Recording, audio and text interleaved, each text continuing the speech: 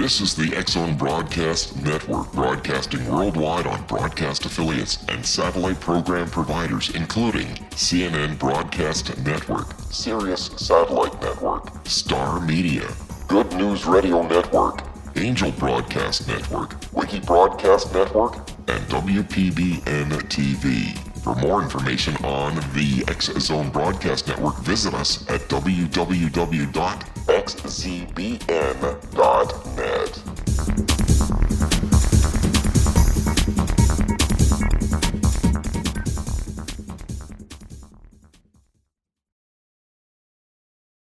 Welcome back to the X-Zone, everyone. My name is Rob McConnell. We're coming to you live and around the world from our studio in Hamilton, Ontario, Canada. If you'd like to give us a call, 1-877-528-8255. That is to the broadcast center of the Talkstar Radio Network in Titusville, Florida. If you'd like to give us a call here at the X-Zone studios in Hamilton, Ontario, Canada, Monday through Friday from 10 a.m. Eastern until 5 p.m. Eastern, our toll-free number is 1-800-610-7035. My email address, xzone@talkstarradio.com, on MSN Messenger, talkstarradio@hotmail.com. Our websites, www.xzoneradio.com and xzonetv.com. As you know, X-Zone Nation, we've been talking quite a bit lately about December 21st, 2012, and there's a new movie that is coming out about that date. And joining me this hour is E.P. Grondine, Ed Grondine, and I are going to be discussing not only the 2012 movie, we're going to be talking about what's new at NASA Comet Impact, and we're also going to be talking about Atlantis. That's this hour here in the X-Zone, and joining me now is Ed Grondine. Ed, thanks very much for joining us tonight, and tell me, what's your first impression of the new 2012 movie that's coming out on November 13th? Well, it's going to be a great movie because they got great special effects. The problem is that shifts of the Earth's crust do not happen. A little minor problem with that. Just like the crust didn't shift in the year 2000. We looked at the physics of this in regards to the largest comet and asteroid impacts, and what they found was that the force required for a crustal shift of the Earth would be sufficient to fracture the Earth into asteroids. Wow. So if this was to happen where the crust is shifting, we would be in one heck of a mess. There wouldn't be any. The crust can't shift. If there's sufficient force to shift the crust, then the planet fractures. So I guess what we're saying is that sensationalism is the key word in this new 2012 movie.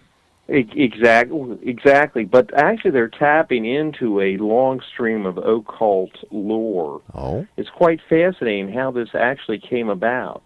I'll go into the background on this. What happened was that we lost our comet impact. Our European comet impact lore was lost. The Roman government suppressed the Etruscan memories of this, and the Roman Catholic Church was promoting a Pythagorean worldview, so they suppressed the works of the Greek astronomers. Also, the religions of the Druids and other religions who held the impact memories was suppressed as well. Europe wasn't hit except for at Bazaz, which occurred in 580 A.D., and it was Pelagian heretics who were hit. Where the stuff started off at was with a German classical scholar named Johann Radloff, and he wrote a pamphlet. He was trying to find an explanation for asteroids and comets, and he thought that the parent body of the asteroids had fractured at the time of Noah's flood, and it caused a pole shift, and he's published a book on this in about 1823. This was picked up on by Samson Arnold McKay, who was working with the Order of Luxor, with Madame Blavatsky as a theosophist. Oh, yeah, right, yes. Pardon? I remember her very well, and there's been a lot talked about. Exactly. And she hung around with the Augustus and Alice Laplangion, who were looking for a reason for the end of Atlantis. And the pole shifts or crustal shifts were an acceptable theory at that time. All right, Ed, stand by. You and I have to take a 2-minute commercial break. This is going to be one very interesting hour. X-Zone Nation, Ed Grondine is my special guest, and his website is manandimpactsintheamericas.blogspot.com. manandimpacts.blogspot.com. That's manandimpactsintheamericas.blogspot.com. Ed Grondine and I will be back on the other side of this 2-minute commercial break as we continue our investigation into the year 2012 here on the Talkstar Radio Network in the X Zone with yours truly, Rob McConnell. We'll be back in 2 minutes. Don't go away.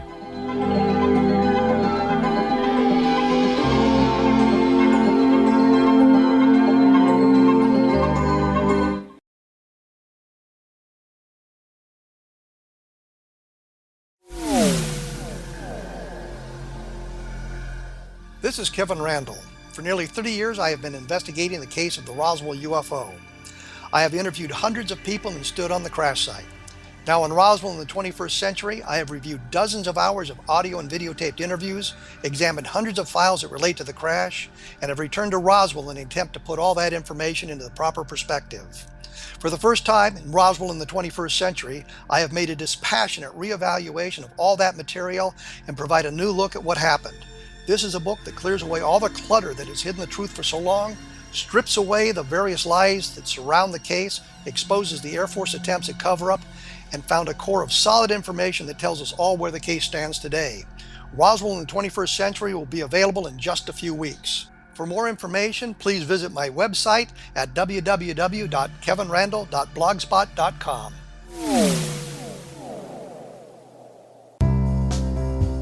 Gibbs A. Williams, Ph.D., is a practicing psychoanalyst, supervisor, researcher, and author in New York City. Much of his life has been dedicated to understanding nature and the uses of meaningful coincidences or synchronicities. His radical and original non-Jungian, non-mystical, non-magical theory of synchronicities illuminates much of the fog surrounding this challenging and perplexing topic. His ideas and manners are fresh, presented in a style that is both entertaining and highly informative. He is also an expert on crisis intervention, specially focused on violence reduction for the police and citizens, mastering anxiety, frustration, and stress without the use of medication, and effectively preventing and treating heroin addiction. Dr. Williams can be contacted at his email address at gwwilliamsny11@aol.com or visit his website at www.drgibbswilliams.com.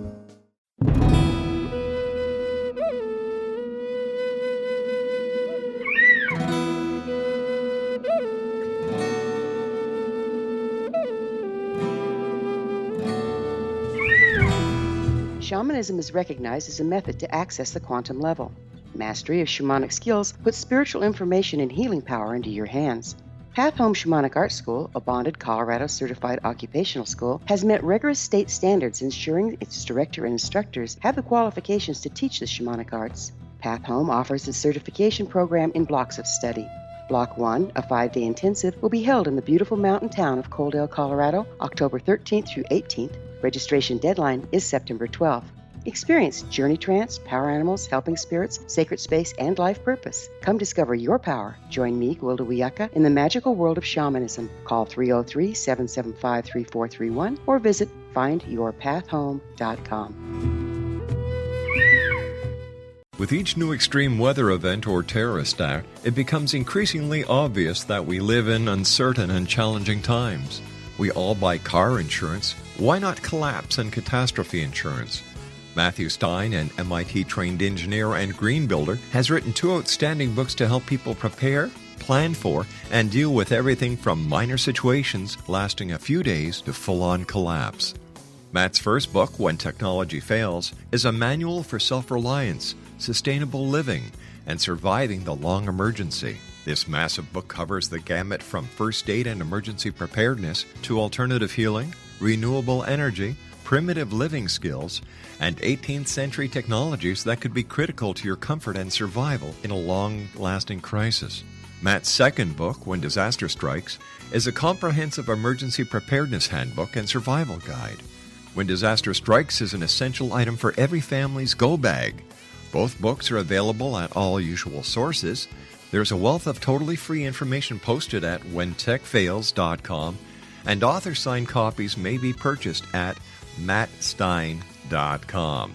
That's www.mattstein.com. whentechfails.com and www. Welcome back, everyone. My name is Rob McConnell, and this is the X-Zone on Talkstar.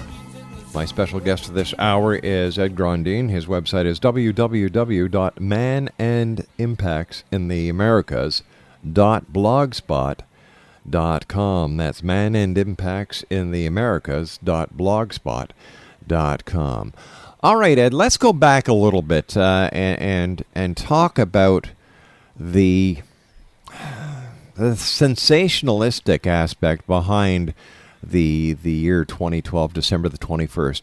And why do you think so many people around the world are looking towards doom and gloom instead of saying, you know what, this may be nothing but a bunch of bunk? Well, generally there's causes for fears in our life. We have the ongoing conflict in the Middle East. Mm-hmm. We have the economic problems that everybody faces. Also, I think we have a kind of a racial memory of impact events, catastrophic impact events. There's these holes in our history that just aren't explained. Right. And so people are saying, what happened? And that fear is there, and then people offer explanations. What do you think is going to happen on December the 21st, 2012? Absolutely nothing. The people that are doing this will have big parties and go to the bank. That's about it. Sensationalism leads, and sensationalism certainly does sell. And where, if any place, would the Mayans have received any of the information that the proponents of the 2012 scenario are prophesying? For example, where did the Mayans get the knowledge of astronomy that they apparently had? Well, that's a good question. There's some trans-Pacific contact. Apparently, there's some researchers think that the calendars are similar to those of Southeast Asia. Mm-hmm. So taking canoes brought across. It's indigenous to a certain degree. But I got to say, the Mayan themselves in this movie, one of the things is that it starts off with Maya people killing themselves, and today's Maya, think this is a joke, and they're deeply offended by the European exploitation of their culture.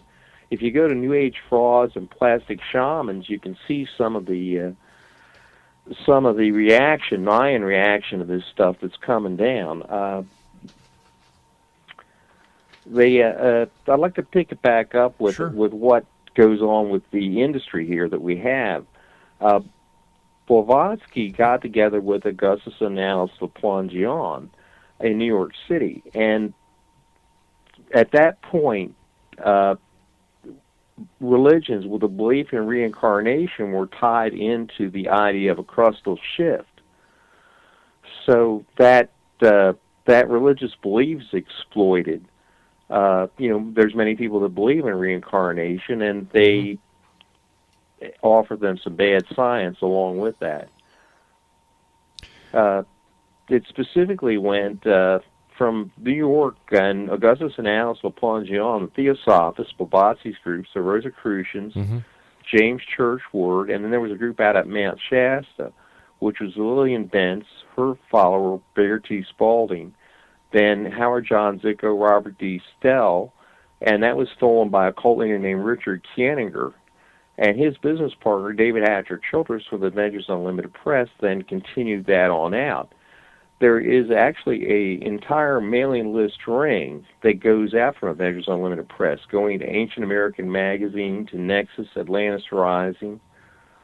And so this is generally promoted through this mailing list operation. So basically we're looking at expert marketing? Very much so. Very much so. Essentially, a Theosophist belief systems marketed through a computerized mailing list operation. All right, so the movie 2012, I believe that it's going to make good bucks at the box office. The new movie that is out, Paranormal Activity, is number 2. On its first day, it cleared $16 million. We also have, CE4, alien abductions coming out, and we also have Goat Whisperers that is coming out, which is about remote viewing. Why do you think, Ed, why do you think that so many people in this day and age are looking to these movies for some enlightenment?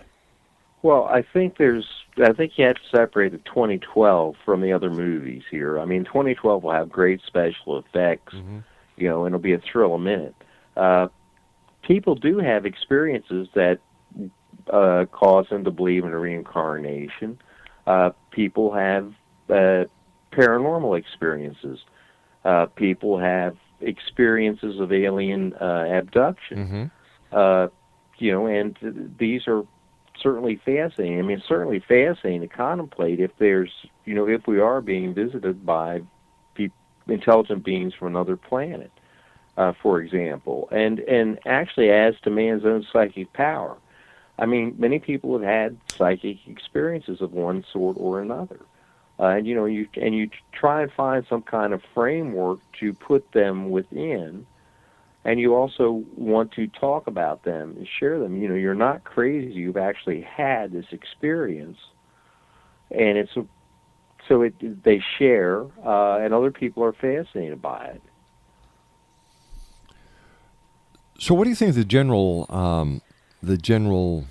reaction of the public is going to be come December the 1st, 2012? And now we're going to be looking at 2 years, 3 years worth of hype going into the state. What do you think they're going to do when they wake up December the 22nd, 2012, and the world isn't destroyed? It's going to be the same world, maybe with a new awareness and a new awakening, but still, it's not the end of the world. How do you think the public is going to react to the prophets and to those who have been selling them a bill of goods about the world coming to an end? Well, so far they've gotten away with it without, and never been called to account. The people that make people afraid and then sell them their fears. Then there's been nobody to call them down on it. And what the Mayan daykeepers did talk about was the return of the Mayan people to dignity. I'd like to mention also that we are going to have Comet Schwarzmann-Wachmann 3 coming through the inner solar system in 2011, and this is going to be used to make people afraid as well. It's going to be on the other side of the solar system on that pass. 2022, we have some problems.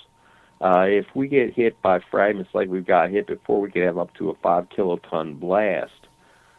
There's several of them someplace on the surface of the Earth in the year 2022, and that's a real worry. It's not a made-up one. 2022, tell us more about that date. Well, Schwarzmann-Wachmann 3 is a short-period comet. It'll be coming through the inner solar system. Came through in 2006. It'll come through in 2011. It'll come through in 2017. But those passes have been pretty far away from us. 2022, we're going to be in the midst of a 6.8 million kilometer long debris chain. In a 30-meter dead chunk of comet, it will cause a 5-kiloton blast, and they have. If two of the chunks stick together, you're looking up to 15 megatons, something like we had at Tunguska. So it's quite worrisome right now. Earlier today, you and I were talking about the new NASA. We were talking about the 2012 movie, Comet Impact, and our conversation led us to Atlantis. Now, what is the connection between Atlantis and what we're seeing these days? Well, there was a impact mega tsunami in the Atlantic Ocean sometime around 1000 BC, about 1050 BC. All that we have right now are radiocarbon dates.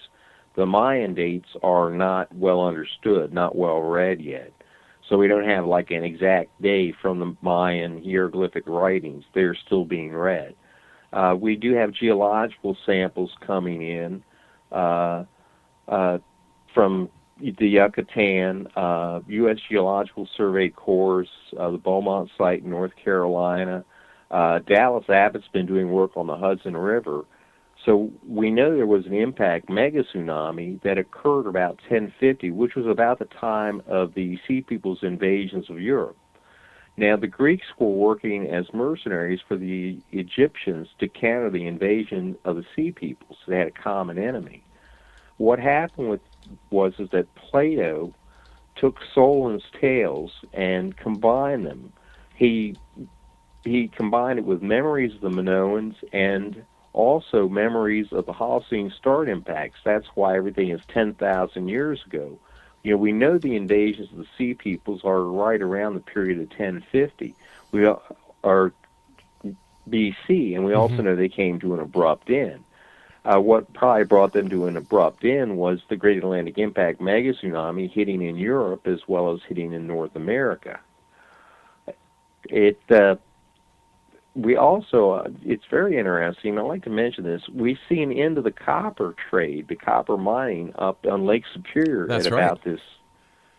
You know, you and I have to take a commercial break, but a lot of people do not realize that the Egyptians and the central Mediterranean countries were actually trading with North America for copper way before Columbus was ever said to discover North America. Stand by, Ed. You and I will be right back on the other side of this commercial break with the news as the X-Zone continues on the Talkstar Radio Network. If you'd like to give us a call, 1-877-528-8255 is toll-free. And you can always join us here at our X-Zone studios from 10 a.m. till 5 p.m. Monday through Friday by calling 1-800-610-7035. Email xzone@talkstarradio.com, on MSN Messenger, talkstarradio@hotmail.com, and our websites, www.xzoneradio.com and xzonetv.com. My name is Rob McConnell. Ed Grondine is my special guest. Man and Impacts in the Americas.blogspot.com. And Ed and I will be back on the other side of this break with the news right here on Talkstar.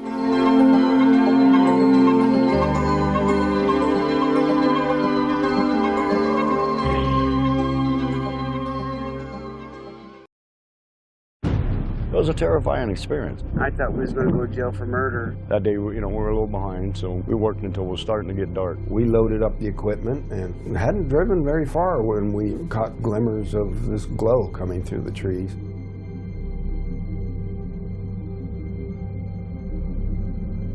I urged Mike to hurry up and get up there. Travis had the door open before we even stopped. As he got closer, I heard the sound. One of the guys said, "You feel that?" I really panicked then. I told him, "Get the hell out of here."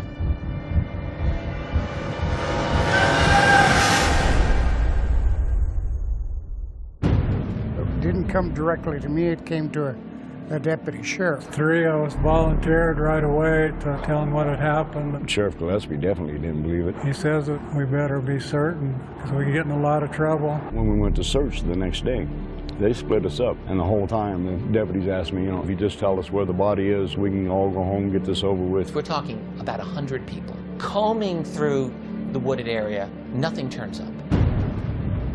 All week long, I've been hearing they're going to set it up to make you guys look guilty. We're a rough-looking bunch then. Some of us have been in trouble with the law before. And y'all ain't never going to come out of that jailhouse. We couldn't get out. I tried to sneak out the back door the day of the polygraph test. I was scared to death. On top of that, you have media. I literally would be on two telephones at the same time. We've even got some coops in here now that's coming in and out to see the freak show, as they call it. Everyone descends. I just wasn't going to stand there and listen to it anymore. Granny says, "This is Travis. I'm back. I need help." When I did hear that he had been returned, it was almost as unbelievable as the original thing. I just looked at my mom and says, "I told you we didn't kill him." Travis Walton reappeared after several days with a bizarre story about a ride in an unidentified flying object. People were desperate to explain it away. Why are you sticking up for Travis for all this time? You know this really didn't happen. What happened to Travis after we took off in that truck, I can't tell you. I hated Travis for a long time after this. My whole world just tore up. But I believe every word Travis said about it. He's never lied to me about nothing. It's a net negative. We lost our jobs in the immediate aftermath. And now you're not able to talk about it with anyone because you know that they're going to laugh at you, they're going to look at you like you're crazy. But if you don't come out and tell your story, somebody else is going to tell it for you. There's a degree of responsibility. Certainly I have to accept the bad. If I can direct what's happened in a way that I can make something good happen in the world, I'm looking for it. Order your copy of Travis, The True Story of Travis Walton, today at www.traviswaltonthemovie.com. Did you know that when you're on the road with limited data or Wi-Fi, you can still listen to the X-Zone radio show with Rob McConnell, The Science of Magic with Gwilda Wiyaka, High Tech with Corey Kay, and every minute of the 24/7, 365 programming of the X-Zone Broadcast Network by calling 712-432-9459, courtesy of TalkStream Live. No smartphone, app, or internet needed. It saves your data plan, and it's free if you have unlimited minutes. Call 712-432-9459 to listen on any phone, anytime, anywhere. Remember, 712-432-9459 for the best of paranormal, new age, thought-provoking, sci-fi radio programming 24/7, 365.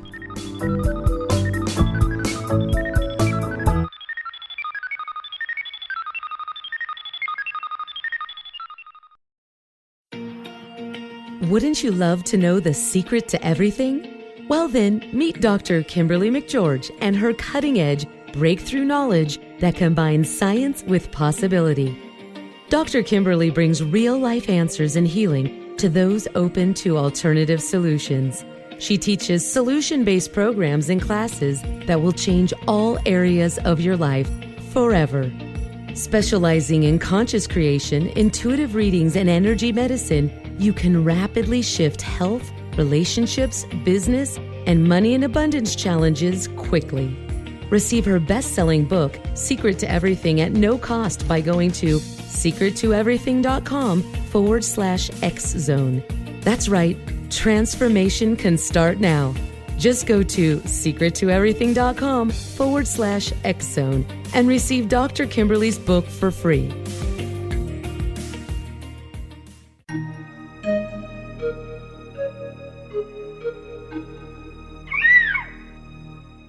While science pursues fact, magic accesses the quantum level, bridging random facts to form truth. As long as science and magic remain separate and polarized, the truth cannot be known. I'm Gwilda Wiyaka. Join me on the Science of Magic radio program, dedicated to unification and evolution of consciousness. During each episode, I'll be speaking with experienced and respected scientists and mystics.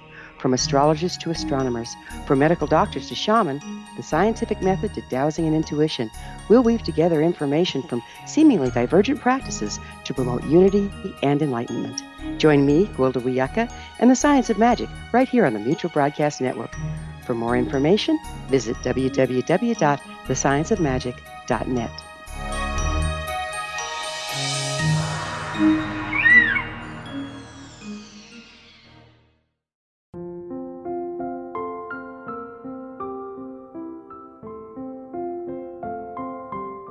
I am Dr. Carl O'Helvey, founder, president of a new cancer foundation focusing on evidence-based physical, mental, and spiritual interventions, including natural cancer cures, prayer, meditation, affirmations, nutrition, and other related holistic cancer prevention and cure modalities.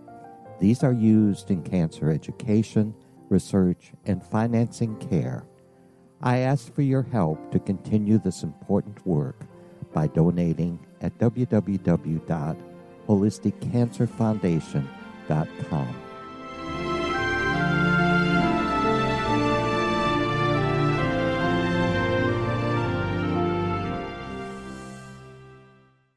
Welcome back to the X-Zone, everyone. Ed Grondine's my very special guest. His website is manandimpactsintheamericas.blogspot.com. That's manandimpactsintheamericas.blogspot.com. Ecclesiastical.com. And Ed, you and I were just starting to talk about trading, the copper trade, going back way before Christopher Columbus, before the Vikings, and even before the Irish monks. And why do you think, Ed, that in school today, kids are still being taught that Christopher Columbus discovered America? I don't know. I really couldn't come up with an explanation for it. I mean, the Native Americans are really explicit about European visitors in their oral histories, which are in my book. They set it out. We know that there is European contact because we have ex-DNA going back to 8,350 BC from Europe to the Americas. And, these people wouldn't have gone the other direction with something valuable like pure copper is very unlikely. And a matter of fact, the peoples remember them taking the copper.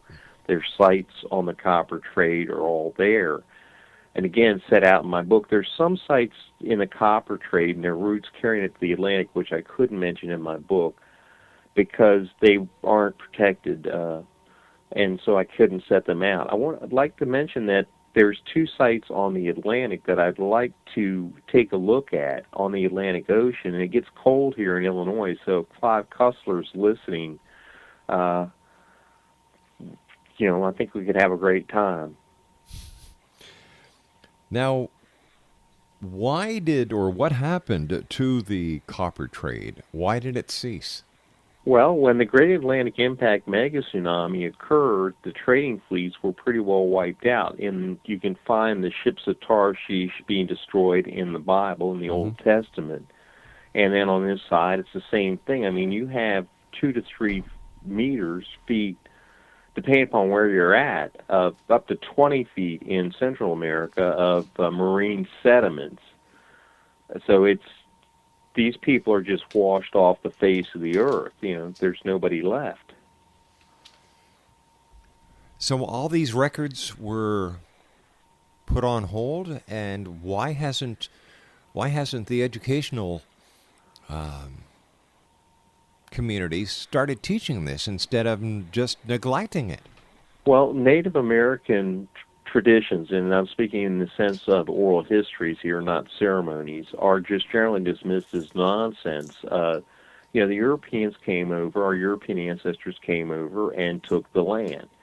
So they just dismissed the Native American histories because they would tell them that we were here from forever, for 14,000 years or so, and they just threw out those histories entirely. They couldn't believe the people that they were conquering were the same people that built the mounds and that had advanced cultures. You mentioned the mounds. I know there's great serpent mounds in Ohio. There are serpent mounds at Serpent Mounds Provincial Park here in Ontario. What was the significance to these mounds? Well, actually, they're still trying to work it out. We know that Serpent Mound in Ohio was improved at the appearance of Cayley's Comet. It also seems to have been artifacts. The excavations were very poor. They were done years ago for modern radiocarbon dating. That it started off with Comet Inky about 1050 BC. So we have some artifact from that. At the time, Serpent Mound was actually on the uplift of the central uplift of an impact crater, and when the trees were down, it would have had a spectacular view of the sky from horizon to horizon, unobstructed. So it seems that the Native Americans and Native Canadians, as well as people like the Mayans and the Egyptians, spent a lot of time looking into the sky. Well, absolutely. I mean, these people were navigators as well. People forget that Native Americans had dugout canoes that were ocean-going. And, Egyptian sea trade is quite well known. I mean, their sails to India and to Africa are quite well known down from the east coast of Africa. And when you're at sea at night, you use celestial navigation. These folks had advanced astronomy that they used. man's first boats are about 60,000 BC. So you have a fairly advanced astronomy in place from that point on. But where did the first knowledge of astronomy come from? Like today we need telescopes in order to study astronomy. The ancients, they didn't have telescopes, did they? It was naked eye astronomy that they did. They had naked eye astronomy, and they usually passed on the information via what we call myths, but they were actually instructional tales relating to different constellations. 1-877-528-8255 is toll-free. Our special guest is Ed Grondine. His website, Man and Impacts in the Americas.blogspot.com. We started talking about the 2012 movie that's coming out on November the 13th. We've talked about Comet Impact. We've talked about Atlantis. We've talked about the copper trade. Let's bring ourselves back up to the year 2009. With all the changes in government, with all the funding revisions, how is this affecting NASA and our future space exploration? Well, it's actually going very well, despite what you might read. It's pretty clear from the Ares 1 test failure that the Ares 1 is not a very well-designed rocket. The Administrator Bolin, NASA Administrator Bolin, has ordered a 2-month study for looking at the direct launcher, which is pretty good. It's going to save a lot of jobs, be a lot cheaper than the Ares 1 and the Ares 5, and we're talking anywhere from $10 billion to $50 billion cheaper, and it's all doable right now. As far as impacts go, the George Brown Jr. Amendment is still law here in the U.S., and Administrator Bolin is going to carry it out. The Congress has authorized 2 reports, one from the NRC, another from the National Academy of Sciences, and they'll be making their recommendations shortly. So I guess that's where it stands. It's actually looking pretty good. I think we're going to get direct, and I think we're going to get back out into space here big time soon. ISS is continuing well, and that cooperation is continuing excellently. Tell me, why is it so important that we have to return to the moon? I think, probably CAPS is probably the real reason, the Common Asteroid Protection System. You can build some large telescopes and radar on the moon that will give you excellent warning of any impact or heading in the Earth's direction. And given the earlier cost of these things and the amount of human destruction that these impacts have caused, that's probably a very prudent investment. If you look at China, their national symbol is a dragon. Their historical memories go back to the common impacts that killed the mammoth. That's where the dragon first appears as the Chinese national symbol. Their first emperor was killed in an impact event. Their entire trading fleet was destroyed in an impact mega tsunami, I think about 1431 is generally given the date for it, about that period in time. And that left them open to foreign conquest. So these things are very dangerous, and we'll need the technology to deal with the next one that does come in. If we have a chunk of Schwarzman Walkman 3 headed our way, we want to have something to get out there and get it taken care of before it gets in here. We don't want a 15 megaton blast going off someplace on the surface of the Earth. Not if we can help it, at least. Now, you were asking me earlier about the ancient astronomy. Welcome to Virtual DJ Studio from Next Generation Software. I wanted to mention that they had one of the reasons for the development of astronomy, besides celestial navigation from 60,000, was that when the comet fragments hit in North America, the effects of this were felt globally. I mean, these fragments were watched coming in. So you had an emphasis in astronomy that you see developing around the world. Göbekli Tepe in Turkey, I think, is a perfect example of this.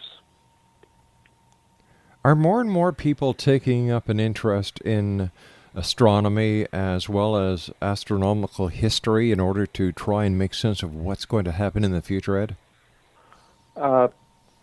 Well, what we're seeing in the meteorite market is a lot of folks are enjoying collecting meteorites, little bits and pieces of stuff from space.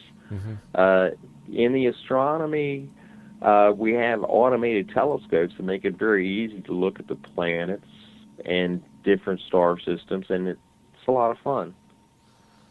You know, before it was a whole lot more difficult for the individual to do that. It's still very difficult actually to do naked eye astronomy. It's a knack some people have. Why did you decide to further your interest in astronomy with what's going on at NASA, Atlantis, and basically history? Well, what happened was I was writing on the Soviet and Chinese space programs, and just was doing op-ed pieces and picked up on the impact story at the time of the catastrophe movie, Meteorite, I think it was. And I stumbled into the work of the European scientists who were working through recent impact events, and I realized that NASA didn't quite understand what a severe problem this really was. This is also an incredibly useful tool for historical research. It just fills in so many holes. You know, we know what happened to the peoples living on the East Coast. We know what happened to the Olmec. They were hit by an impact mega tsunami. You know, now we know what happened to the Mammoth. They're killed off by impact, comet impact. You know, it's just solving a number of historical mysteries here. We know why they're spending so much money building structures like Stonehenge. Did we ever have we ever discovered what the true meaning or the true purpose of Stonehenge was? Well, the astronomical alignments of that are fairly well known. The building periods occur exactly when we've had impacts from Comet Inky, where we had, in the last 5,000 years, you can time the building phases of Stonehenge with climate and impact effects from Comet Inky. What other locations around the world like Stonehenge are there? For example, I know that the Great Pyramid at Giza is astronomically... Baja? Very much aligned, yes. Yeah. What other locations are there to your knowledge? Well, there's so many I can't... there's so many. I can't think, to pick up one is tough. I mean, let me mention Newark here in the United States because... Wouldn't you love to know the secret to everything? Well then, meet Dr. Kimberly McGeorge and her cutting-edge breakthrough knowledge that combines science with possibility. Dr. Kimberly brings real-life answers and healing to those open to alternative solutions. She teaches solution-based programs and classes that will change all areas of your life forever. Specializing in conscious creation, intuitive readings, and energy medicine, you can rapidly shift health, relationships, business, and money and abundance challenges quickly. Receive her best-selling book, Secret to Everything, at no cost by going to secrettoeverything.com/X-Zone. That's right. Transformation can start now. Just go to secrettoeverything.com/X-Zone and receive Dr. Kimberly's book for free.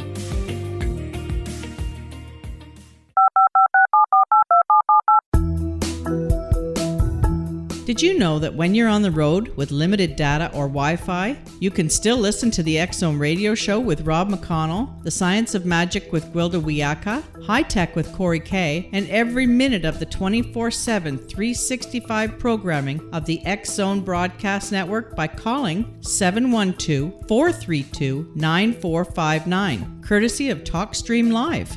No smartphone, app, or internet needed. It saves your data plan, and it's free if you have unlimited minutes.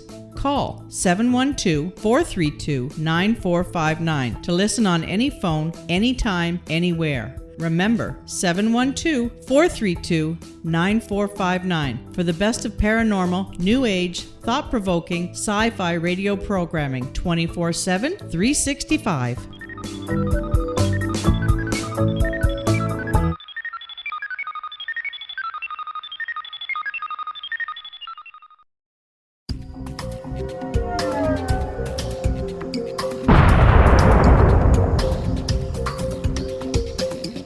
Coming soon to the X-Zone Broadcast Network is A Different Perspective with me, Kevin Randall, as your host. We'll be taking a close look at what is happening in the world of UFOs today with side trips into the paranormal. Guests will range from those who are household names to those who have a different perspective on a variety of topics. No topic will be taboo, but there will be tough questions asked as we all search for the truth about UFOs, the paranormal, and those things that excite us. Sometimes we'll agree with a guest and sometimes we won't, but we'll try to keep the program topical. For those of you who like to read, be sure to visit www.kevinrandall.blogspot.com and remember to listen to the other fine programs on the X-Zone Broadcast Network at www.xzbn.net.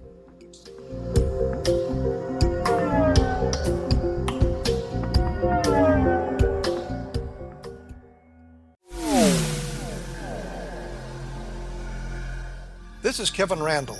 For nearly 30 years, I have been investigating the case of the Roswell UFO. I have interviewed hundreds of people and stood on the crash site.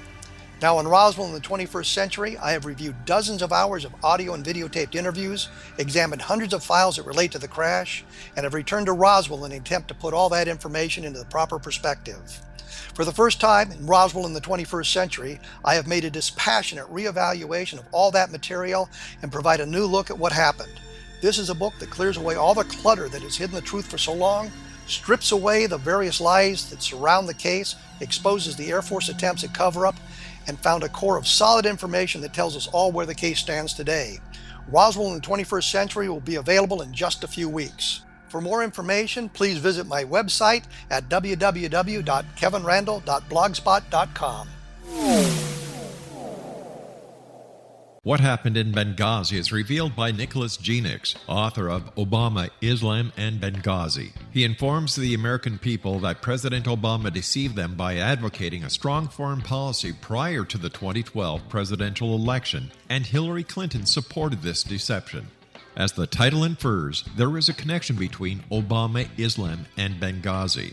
Ample evidence informs Americans that Obama's early indoctrination in the Quran developed an affinity for Islam, why the Quran is the source of discontent in many countries, and why the Obama foreign policy deception led to poor military action and caused the loss of American lives in Benghazi. Genix provides 36 questions for the Select Committee on Benghazi to validate if Americans are justified to mistrust President Obama and Hillary Clinton. An overview of Obama, Islam, and Benghazi is presented on the website www.futureofgodamen.com. That's www.futureofgodamen.com. Afterlife expert Roberta Grimes was the first one to say that dying can be fun. Now her best-selling book, The Fun of Dying, is available in stores worldwide.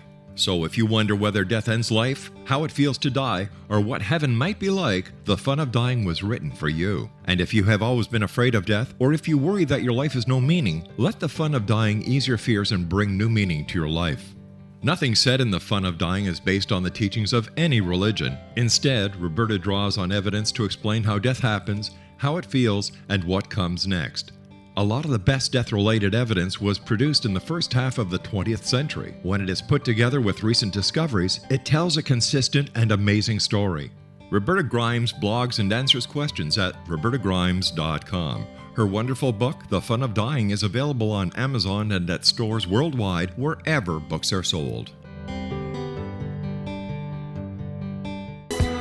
Welcome back, everyone. Ed Grondine is our special guest this hour. His website is www.manandimpactsintheamericas.blogspot.com. And Ed, how would you like to wrap up this hour?